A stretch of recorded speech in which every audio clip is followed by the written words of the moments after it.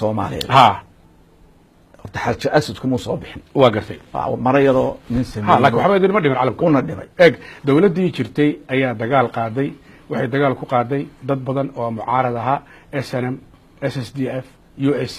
isxaan ma aanay samayn oo dawlad danteeda fiirsanaysay ahayd waxaana ka tirsanaa cid kasta niman reer Soomaaliland niman reer koonfureed dawladdu ay wada ahayd dadka way wada leysay way wada dhibaatayday arinta maxaad ka leedahay calankii naasiga ma la bedelay haddee kii revolution ma ku dhigay liidan kii buraajiiska waa la bedelay calanka keena fadqalo dambi lagu galo waa la bedelaa waa gartay laakiin halkaas iska soo sameysay annageedu naga xishooneen waa gartay ka u tagaaba waa dambiile waa dambiile markaa annagu Soomaaliya shacbiga ee dhibaato lama qabno oo jecel waa u ducaynaa jir quraan isku nahay laakiin iyagu inaan noolaano ma ogola wixii noo kordha way ka xanaaqan qofkii Soomaaliland ilaaha Soomaaliland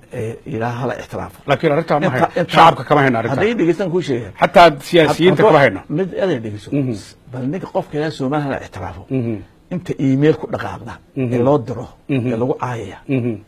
the only thing ay ku yihiin dadkaas ku heshiisayeen waa colaad iyo xasimay Soomaaliland okay dawladda waxaan dhamaanaysaa maalintan anagu kursiga imaado وهاجاج دولة هذا اللي نبري وايو دولة إمك الصومالي هذا اللي نبري وايو ها دولة إمك الصومالي لان كشرت ودولة دل كذا يدت كذا ودنيسة لبدي دنا غير صومالي لان أي برلمان كصومالي كجرا غير صومالي لان أي أقل كيسر ما أنت مضحكة أنت ما حد كتير صادق إذا كان واحد سمعني يدفع له إذا كان أيوة إذا كان جودنا لها هي يا اوكي هاي في المدى كذا دقي هي كونا فيلم تكون نقول لكن تام هنا انا غداره كونا فيلم تكون نقول دونانو ها تام هنا فود كينا ما كان توليسان انسان يقول دحبه كما قلنا كي نفته كايغان بفود كاسين دونانو لكن ورق waxa idin soo saar doona bilayd raali keen laakiin waa rag yaani aaminsan inay Soomaaliland yihiin ka soo jeedaan lama inkiri karo oo adigu rag badan oo saaxiibaad ku leedahay waan leeyahay laakiin waxaad ogaataa in dan shakhsi geysay وهاجاج waxaad ka warantaa xiriirka Soomaaliland iyo dariska alxamdulillah rabbil alamin ismaa umar geelna saaxiib baan nahay hada wada khaatuma wada hadaleysa waan ku qaadanay hada waan ku qaadanayna tan leeyahay Ethiopia ila ma naftan ugu haysa ma meesha quraan adduunka gateway-giga ayaa weeyay boqolkiiba 60 dadka halka soo tagaya fudushinaga si xamarna rasiifiyaan doonay dhulka Soomaaliya shaqada ilaahay ismeen u qoonin wali bila maalintii la yiri gabar xamar ka imanaysa yaa imanaysa macfur meel jabhadii xisbiyadii waan u daawashanay waxba hayo gaaban baxnay marka waxa weey annaga Djibouti Ethiopia saddexdaas Soomaaliyeed waa isku dhaqan Soomaalida koonfureedna iyo NFD no Soomaaliya koonfureedna waxa isku mid yihiin kuwa Kenya sababtu maxay tahay dawaad shaarbati soo matihid meeshii aad wax ku baratay canshuurta dadweynaha adoo 18 jira jaamacad aad ka baxday engineer aad noqotay مشروع دمايا باي بروجكت aad ka ahayd mid libaaxa arinta miyaad inkaraysaa waxaan ku yeelay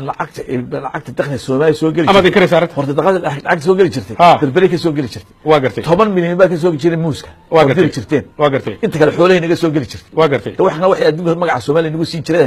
xoolaha leedahay aw injineernimada aw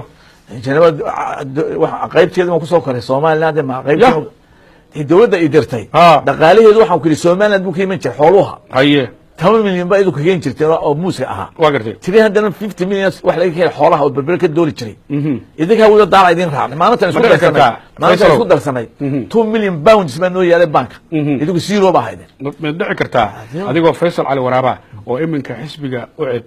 oo mucaarada oo gudoomiye inaad Soomaaliya oo dhan ra'iisul wasaare ka noqoto mise madaxweyne ma dhici karto waxaan hawaar ismaha ma dhici karto taas waa hawaar waa Soomaaliya hal waayay ilaahay ma keenay subhanahu wa ta'ala ma keenay waa gartay halka ku jira وهاجاج gabagabadii maxaad soo jeedinaysaa waxaan ku soo yeelnay Soomaaliya iska daa waqti iska luminayna haye